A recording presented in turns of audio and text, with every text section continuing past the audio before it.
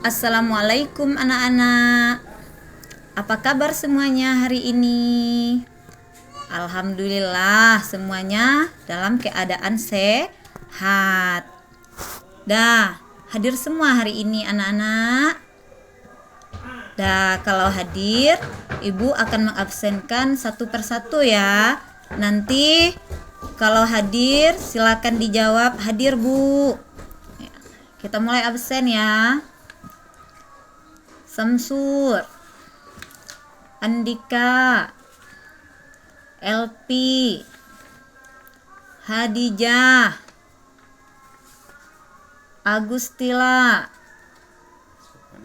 Ernawati, Hadijah.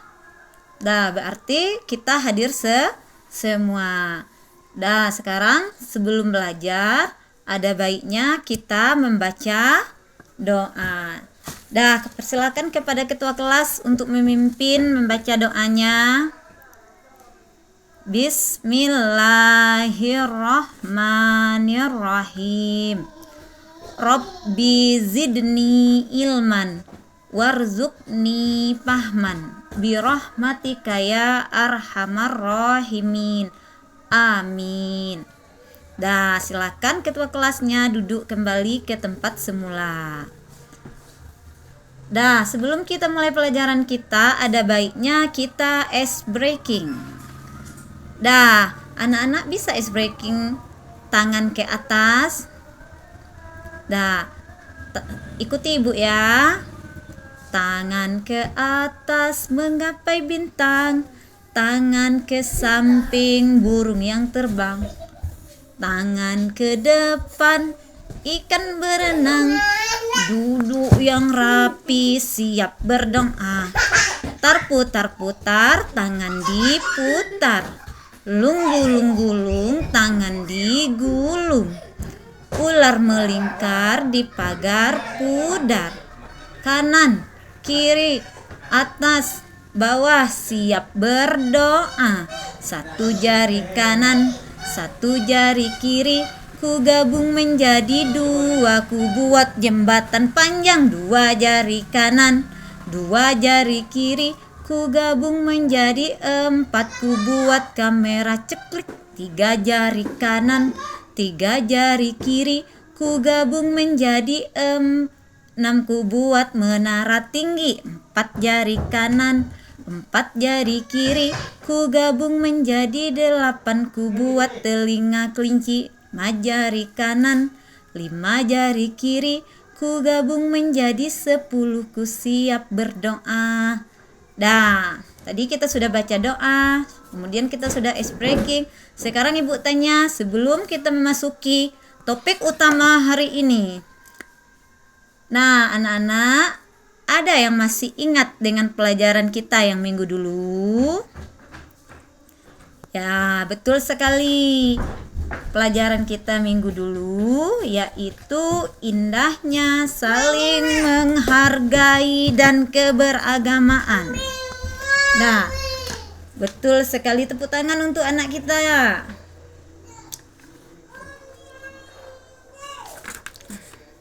Jadi untuk hari ini pelajaran kita yaitu mengenai menyambut usia balik. Dan anak-anak, coba diperhatikan. Di sini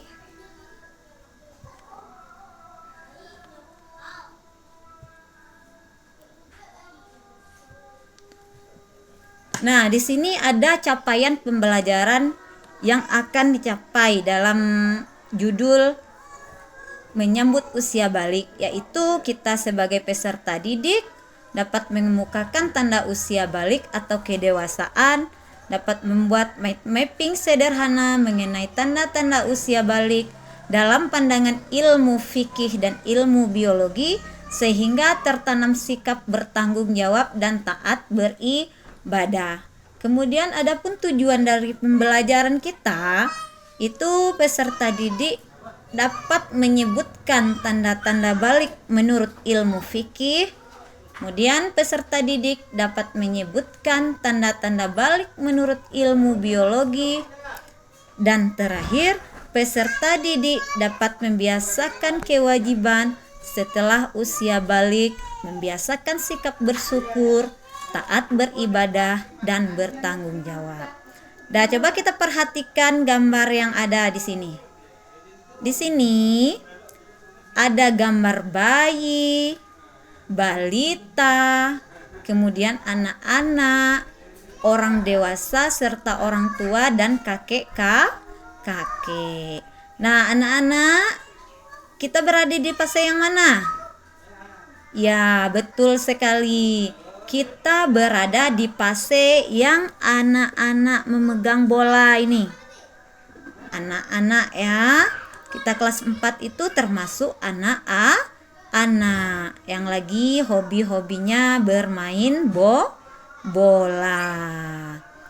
Dan kemudian berapa umurmu? Nah, berapa umur kalian? Coba kita hitung berdasarkan tanggal lahir kita. Kita dari kelas 1 sampai kelas 4. Apakah ada kita mengalami pertumbuhan? Baik pertumbuhan fisik maupun perkembangan dari pikiran kita. Nah, tentu kita mengalami perkembangan dan pertumbuhan. Nah, di sini kita akan belajar tentang tahap perkembangan usia balik. Sebelumnya, ada yang tahu apa itu balik, anak-anak?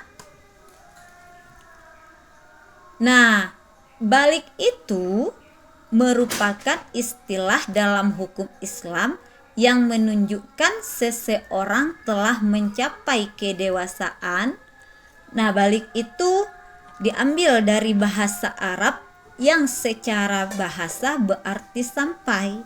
Maksud sampai di sini itu telah sampainya usia seseorang pada tahap kedewasaan. Nah, anak-anak, ada yang tahu tanda-tanda balik baik menurut ilmu fikih ataupun menurut ilmu biologi? Nah, coba anak Samsur menyebutkan tanda-tanda balik menurut ilmu fikih.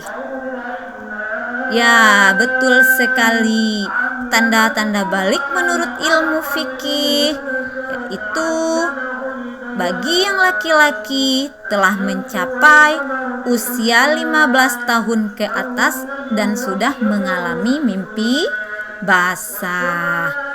Sedangkan untuk perempuan itu dia sudah mengalami menstruasi dan telah mencapai usia 9 tahun ke atas.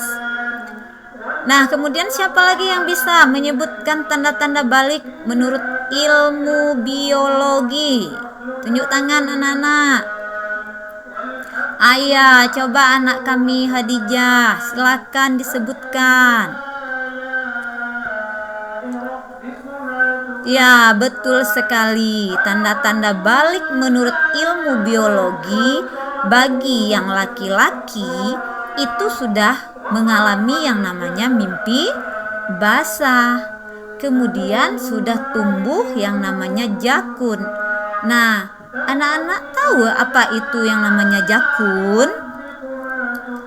Nah, yang namanya jakun itu yang terletak di bawah tenggorokan. Para laki-laki itu ada yang berbentuk lereng. Nah, untuk anak-anak laki-laki udah tumbuh apa belum? Sudah ada apa belum? Iya, nanti kalau sudah ada berarti tanda kita sudah dewasa atau sudah balik. Kemudian tanda selanjutnya itu sudah suaranya sudah semakin berat.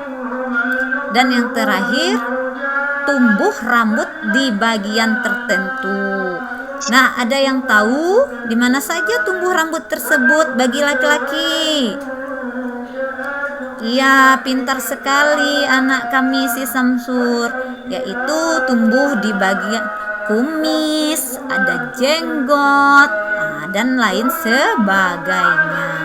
Sedangkan untuk perempuan itu mengalami haid atau menstruasi tumbuh bulu atau rambut di bagian tubuh tertentu. Kemudian payudara mulai tumbuh dan suaranya lebih nyaring dari sebelumnya.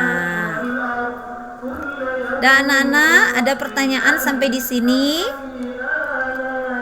Kalau tidak ada, kita lanjutkan pelajarannya. Selanjutnya itu tentang mandi wajib.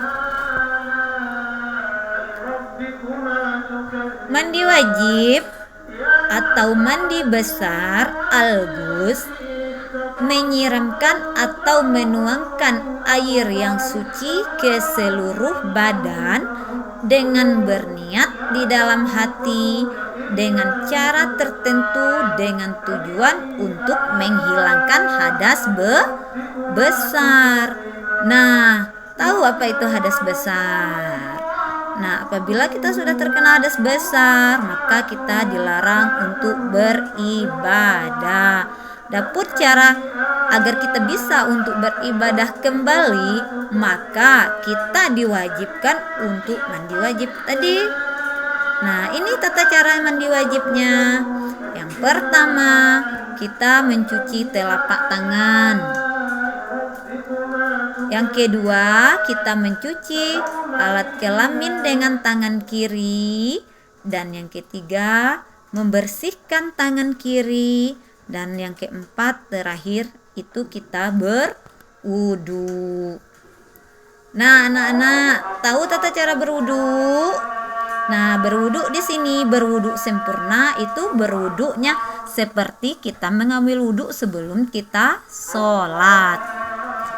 Kemudian, kalau kita dalam keadaan berhadas besar, maka kita dilarang untuk mengerjakan perintah-perintah seperti berikut atau kegiatan-kegiatan seperti berikut. Yang pertama, kita dilarang untuk melaksanakan sholat. Kalau kita berhadas besar, kita tidak boleh sholat. Apabila kita ingin melaksanakan sholat, waktu sholat sudah masuk, sedangkan kita dalam keadaan hadas besar, maka kita harus mandi terlebih dahulu. Ya, betul sekali. Kemudian kita itu dilarang untuk membaca Al-Quran. Kita dilarang untuk membaca Al-Quran. Jangankan untuk membaca Al-Quran, menyentuh Al-Quran juga tidak dibolehkan. Kenapa? Karena kita dalam keadaan berhadas besar atau dalam keadaan kotor. Kemudian larangan berikutnya yaitu tawaf. Nah, ada anak-anak yang tahu apa itu tawaf? Coba tunjuk tangan, siapa yang bisa? Siapa yang bisa, nanti ibu kasih nilai plusnya. Iya, silakan dijawab anak kami, Zakia. Iya, betul sekali. Tawaf yaitu kegiatan orang mengelilingi Ka'bah. Nah, apabila kita dalam keadaan berhadas besar atau dalam keadaan kotor tadi, maka kita dilarang atau tidak dibolehkan untuk mengikuti yang namanya tawaf, yaitu mengelilingi Ka'bah. Kemudian yang terakhir, apa saja yang dilarang lagi dalam keadaan berhadas besar? Nah, di sini ada gambar. Ada gambar 2 orang laki-laki duduk di masjid. Nih, berarti kita berdiam di masjid, atau dengan kata lain yaitu iktikaf di masjid. Kalau kita dalam keadaan berhadas besar tadi, juga dilarang untuk iktikaf di masjid atau berdiam di masjid. Dah, kita lanjutkan lagi anak-anak. Sebelum kita lanjutkan, coba kita tepuk jempol dulu, biar kita tidak ngantuk, biar penat-penat kita hilang dan membangkitkan semangat kita. Kita tepuk jempol dulu ya. Tepuk jempol. jempol kanan, jempol kiri, 2 jempol, hebat. Kita ulangi ya. Tepuk jempol, jempol kanan, jempol kiri, 2 jempol, hebat. Dah anak-anak, ada yang mau jadi anak hebat? Iya, kalau mau jadi anak hebat, maka kita harus rajin belajar. Kemudian kita harus mengikuti peraturan dan disiplin yang ada di sekolah. Kemudian anak-anak, selanjutnya itu ada tentang mukallaf. Ada yang sudah tahu apa itu mukallaf? Iya, betul sekali. Mukallaf itu kalau dalam khazanah fikih Islam mengenal dengan istilah mukallaf, yaitu orang yang telah dibebankan perintah dan larangan dalam agama. Kadang istilah mukallaf ini dianggap memiliki arti yang sama dengan balik. Kemudian kalau kita sudah memasuki usia balik, maka ada yang tahu apa saja kewajibannya? Iya, betul sekali. Kalau kita sudah balik, berarti nanti kita dituntut untuk melaksanakan kewajiban yang konsekuensinya dalam syara. Seperti apa? Pertama, kita diwajibkan melaksanakan atau mengerjakan yang namanya sholat. Sholat yang 5 waktu. Masih ada yang ingat berapa jumlah rakaat-rakaat sholat? Iya, masih ingat. Kemudian dipercepat Bu, dipercepat. Materi saya mau habis. Kewajiban setelah balik yaitu kita menuntut ilmu. Dan yang terakhir, menuntut ilmu itu salah satu contohnya seperti yang kita lakukan sekarang. Yang kalian lakukan sekarang itu namanya menuntut ilmu. Dan yang terakhir yaitu menutup aurat. Ada yang tahu batas-batas aurat baik bagi yang laki-laki maupun yang perempuan? Ya, kalau nggak tahu, Bu kasih tahu. Untuk aurat laki-laki itu dari pusat sampai ke lutut, antara pusat dengan lutut. Sedangkan perempuan itu selain dari muka dan telapak tangan. Dah, sampai di sini pelajaran kita anak-anak. Ada yang ingin ditanyakan? Kalau tidak jelas boleh ditanyakan dengan Ibu. Ya, kalau sudah jelas semua, Ibu akan tutup pelajarannya. Ada pertanyaannya ya, silakan. Apa yang ingin ditanyakan? Iya. Jadi kalau kita ketemu bapak-bapak yang sudah tua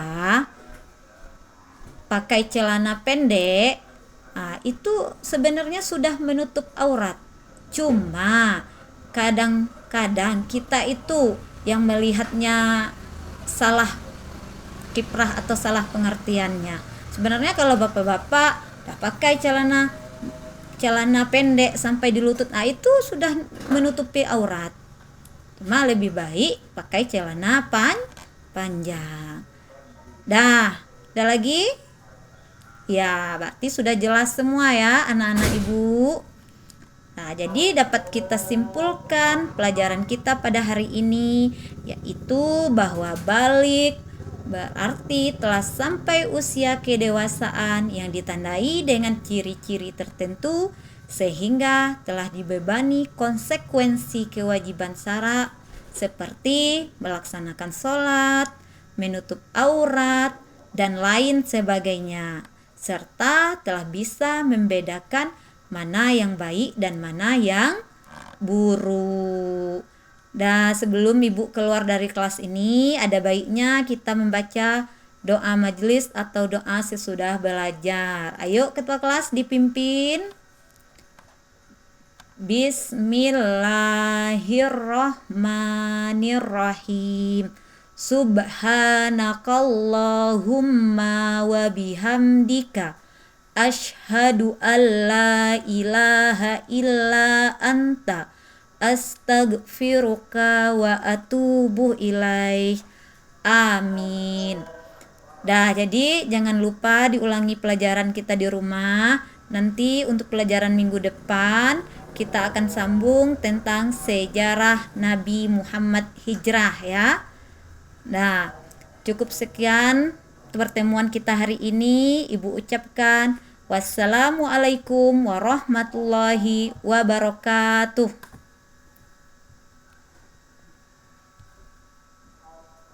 Sudah, Pak? Ya, Bu Ratna. Bu Ratda. Ratda, Pak. Ratda Lena ya. Sudah mengajarnya di mana, Bu? SD 04 Kota Baru Hiang, sebelah Pasar Hiang, Pak. SD Hiang ya. Iya, sebelah Asli Pasar Hiang. Hiang Tinggi, Pak. Oh, Hiting ya. Hiang Nah, tinggi. anak buahnya Pak Norman, Pak. Dulu kuliah di State atau di mana? Di Stein, Pak. Tahun berapa? 2011 tamatnya, Pak. 2011. Iya, wisudawan terbanyak mulai masuknya 2006. Oh, telat tuh sudah 2011. Iya, masa transisi Pak Asaf Rijaya Bakri itu. 2011. Iya, Terus seharusnya 2010 kan, Pak? oke. Terus ngajarnya sudah berapa tahun? Ngajarnya sudah kalau di Kerinci dari 2005, Pak. Oh, 2005 di Kerinci.